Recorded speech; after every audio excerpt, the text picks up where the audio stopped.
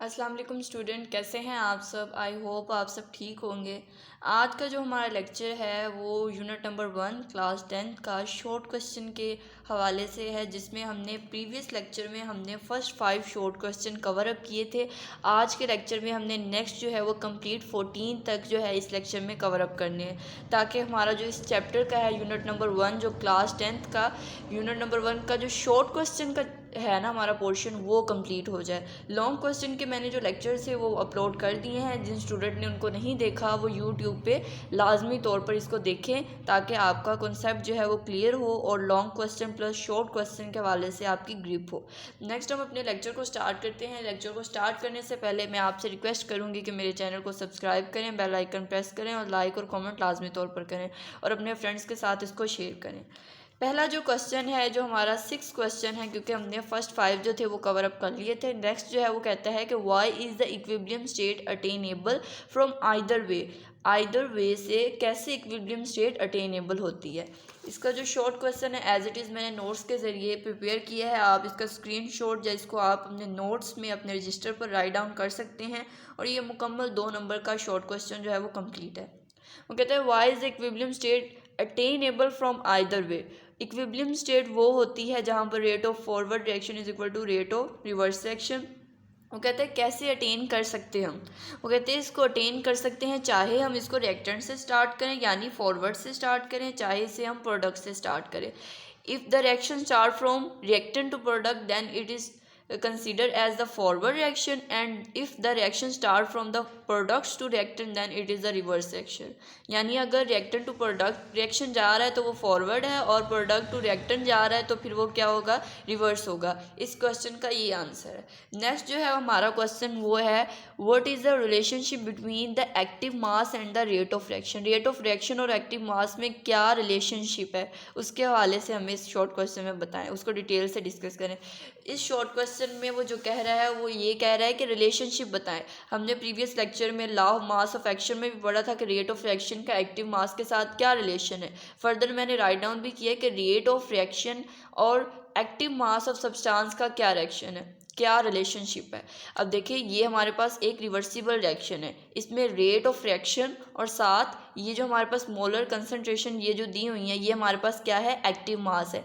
इनका और ये जो रिएक्शन है उसके रेट का क्या रिलेशन है। Rate of forward reaction is directly proportion to product of active mass of the reactant.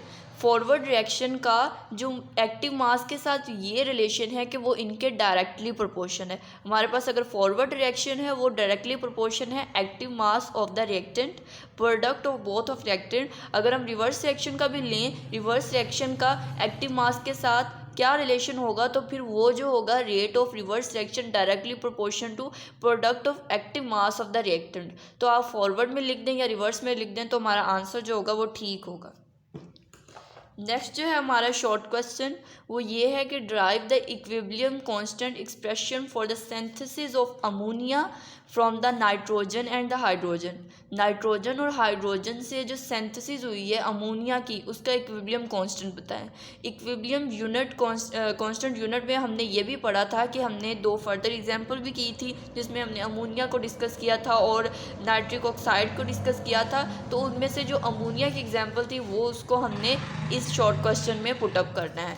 इसमें हमारा ये होगा कि देखें मैंने ये राइट डाउन भी किया है कि अमोनिया नाइट्रोजन प्लस हाइड्रोजन जब एक दूसरे के साथ रिएक्ट करते हैं तो क्या बनाते हैं, अमोनिया। तो हम इसका क्या बनाएंगे, इक्विलिब्रियम एक्सप्रेशन बनाएंगे, जिसमें हम क्या करेंगे कि पहले रेट ऑफ फॉरवर्ड रिएक्शन जो है वो डायरेक्टली प्रोपोर्शन होगा किसके, अमोनिया के रिएक्टेंट के यानी नाइट्रोजन के और हाइड्रोजन के, और जो रिवर्स है वो अमोनिया के। रिवर्स में हमारे पास प्रोडक्ट क्या है, अमोनिया, तो वो हमने अमोनिया को राइट डाउन कर दिया। अब हमारे पास जो इक्विलिब्रियम एक्सप्रेशन होता है वो प्रोडक्ट टू रिएक्टेंट होता है, तो पहले हमने प्रोडक्ट लिखना है फिर हमने क्या लिखना है, रिएक्टेंट लिखना है। अब रिएक्टेंट के हमारे पास 3 मोल्स थे, हमने अंदर नहीं लिखना था। इस जगह अगर इस तरह लिख दिया ना स्टूडेंट्स आपने तो फिर ये गलत है, लेकिन इसको हमने किस तरह लिखना है, हाइड्रोजन हमारे पास ये क्या है, हमारे पास रिएक्टेंट है और इसकी मोलर कंसंट्रेशन क्या है, 3। तो ये हमारे पास क्या है, एक इक्विलिब्रियम कांस्टेंट को लिखने का तरीका है।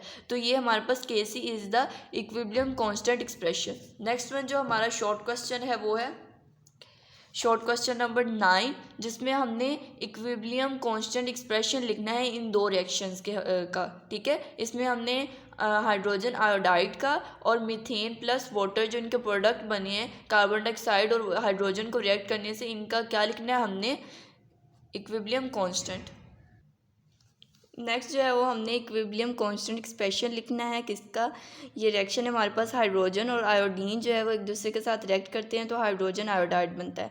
अब हमने जो इक्विलिब्रियम एक्सप्रेशन होता है वो इस तरह होता है कि प्रोडक्ट टू रिएक्टेंट हमने लिखना होता है। तो प्रोडक्ट हमारे पास क्या है, हाइड्रोजन आयोडाइड जो हमारे पास ये है उसकी मोलर कंसनट्रेशन जो उसके मोल्स हैं उसको हमने पावर में लिखना है, और नेक्स्ट जो हाइड्रोजन और आयोडाइड को हमने नीचे रेशो में लिखना है। ये हमारा क्या होगा, equilibrium constant expression of the this reaction. Next हमारे पास कार्बन डाइऑक्साइड और हाइड्रोजन रिएक्ट करता है तो मीथेन और वाटर बनता है।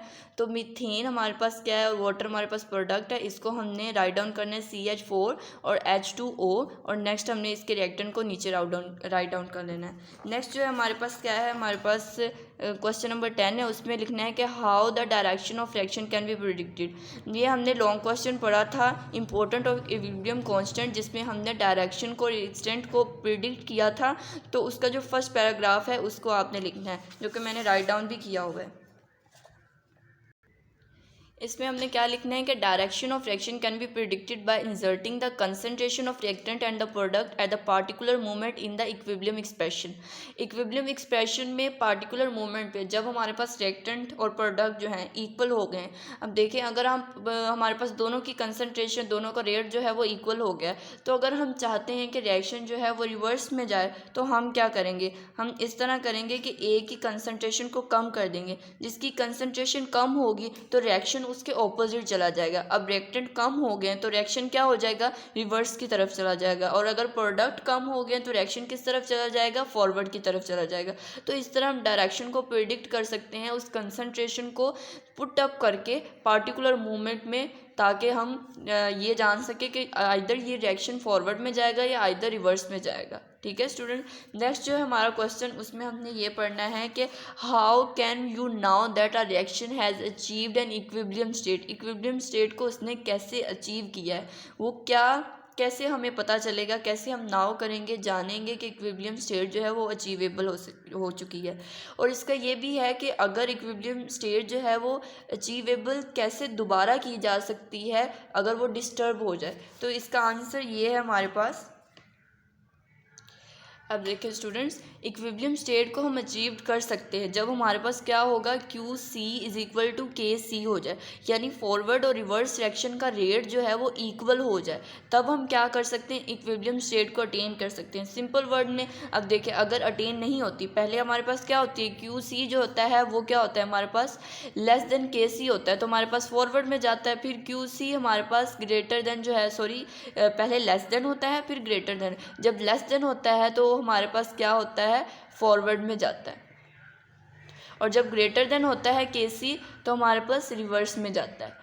ये जो कंडीशंस हैं ये पहले अचीव करने से पहले हैं, ठीक है। जब अटेन नहीं होता ये प्रोसेस करने पड़ते हैं, ठीक है, जब डिस्टर्ब हो जाती है, ठीक है। जब इक्विलिब्रियम स्टेट डिस्टर्ब होती है तो पहले हम जो C है उसको पहले लेस देन होती है, फिर QC जो हमारे पास है वो ग्रेटर देन होती है। नेक्स्ट जो हमारे पास क्या होती है, लास्ट पे हमारे पास वो अटेनेबल होती है जब दोनों की रेट जो है, दोनों की कंसंट्रेशन इक्वल हो जाती है। QC is equal to KC जब हो जाए तो फॉरवर्ड एंड रिवर्स रिएक्शन जो है वो इक्वल रेट पर हो जाते हैं, और क्या हो जाते हैं हमारे पास, इक्विलिब्रियम जो होती है अटेन्ड हो जाती है। एज इट इज़ आप क्वेश्चन नंबर 11 को यही लिख देंगे तो आपके 2 मार्क्स जो हैं वो सिक्योर हो जाएंगे। नेक्स्ट जो है हमारे पास, what are the characteristics of the reaction that establish the equilibrium state once. वो कौन सी करेक्टरिस्टिक्स हैं जिसमें हम इक्विलिब्रियम स्टेट को एक दफ़ा अटेन कर सकते हैं, ठीक है। अब देखिए, डिस्टर्ब हो गई है फिर हमने अटेन करनी है, ये इसका आंसर है।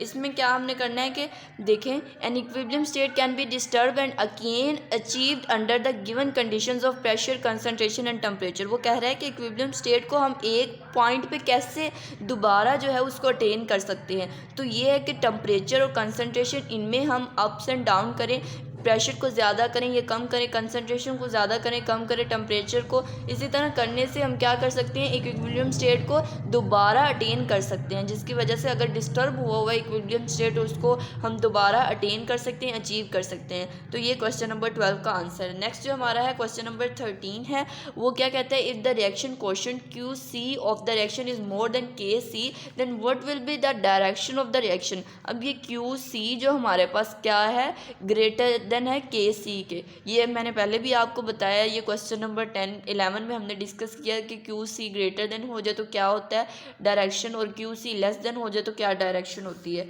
फर्दर मैंने इसको राइट डाउन भी किया है कि अगर QC जो है वो ग्रेटर देन KC हो जाए तो रिएक्शन जो है वो गोज जाता है फ्रॉम राइट टू लेफ़्ट, यानी राइट से लेफ़्ट की तरफ जाता है, यानी रिएक्टेंट टू प्रोडक्ट की तरफ जाता है। तो ये क्या डायरेक्शन होगी इसकी, ये जो रिएक्शन है हमारे पास रिवर्स रिएक्शन हो गया, और इसकी डायरेक्शन क्या होगी, रिवर्स होगी। अब एक क्वेश्चन हम ये भी बना लेते हैं, अगर वो एग्जामिनर हमें कंफ्यूज करने के लिए इधर यहाँ लेस देन लिख ले तो फिर क्या होगा, अगर लेस देन लिखेगा तो ये क्या होगा, ये लेस देन हो जाएगी और रिएक्शन इसके ऑपोजिट लेफ़्ट टू राइट हो जाएगा और क्या होगा, फॉरवर्ड हो जाएगा।